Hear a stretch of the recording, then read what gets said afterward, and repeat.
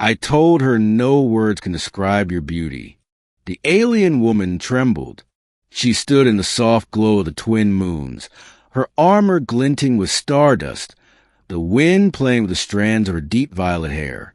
I had seen alien women before, on the battlefield and in treaty halls, but none like her. Her name was Tsira, an emissary from the Iliari, a race known for elegance, strength, and emotional restraint.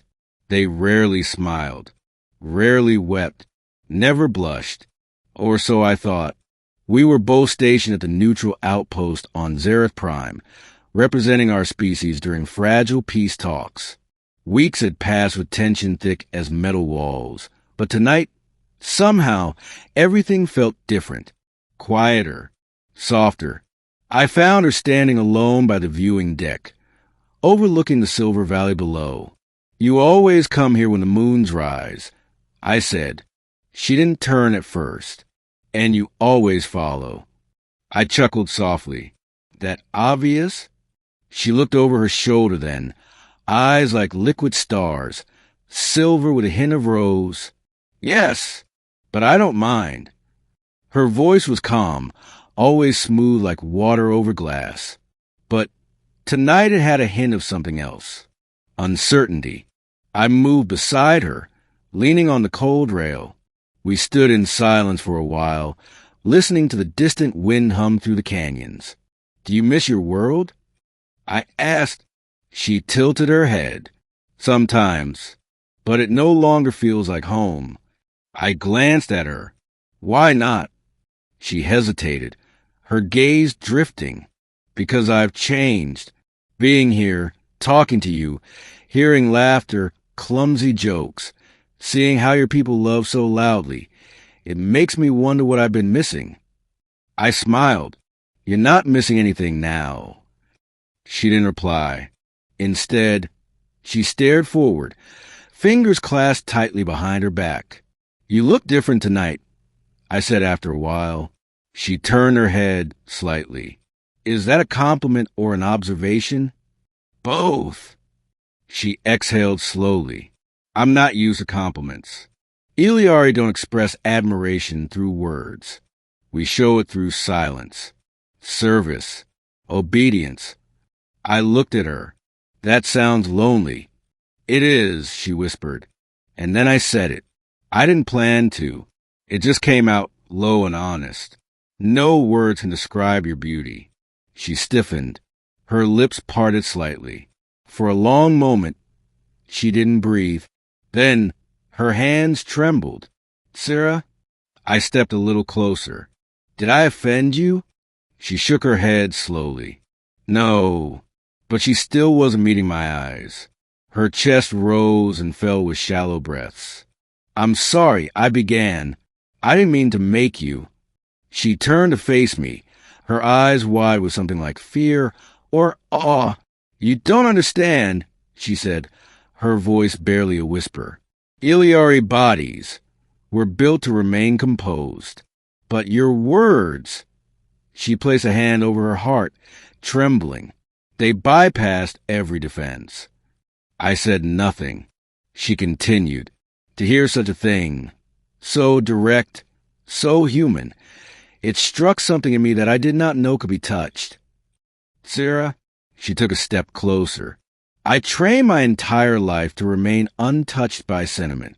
I could withstand pain, loss, even betrayal.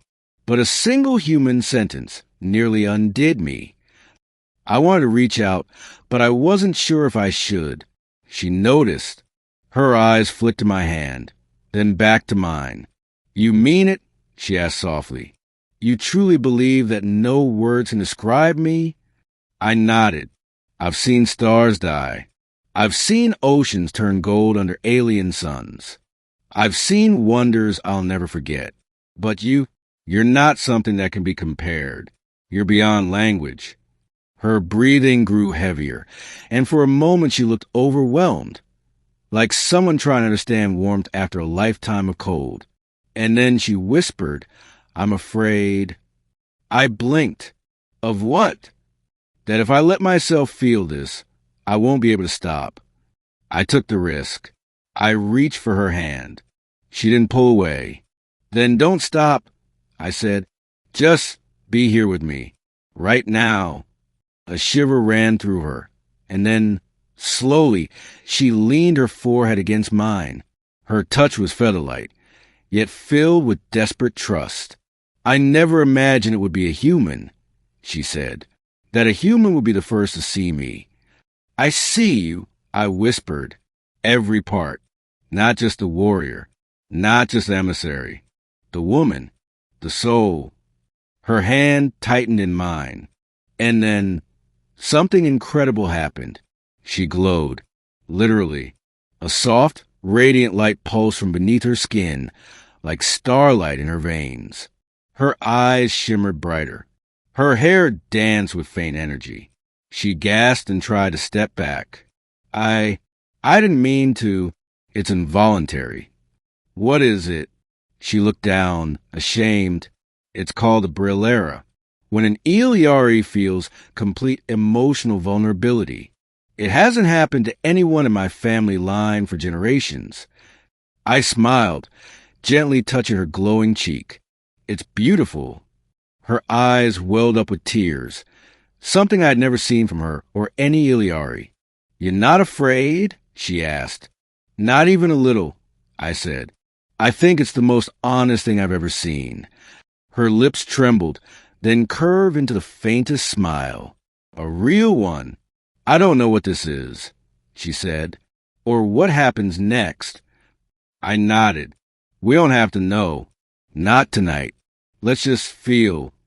She leaned into me fully then, her head on my chest, her arms around me, still trembling, but this time not from fear, from release. We stood there long after the moons moved on, the sky above shifting into hues of dawn. Her glow faded slowly, but her hand never left mine. And when the first rays of morning touched her face, she looked up at me and said softly, You've done what no Eliari has ever done. You've touched my soul with just your words.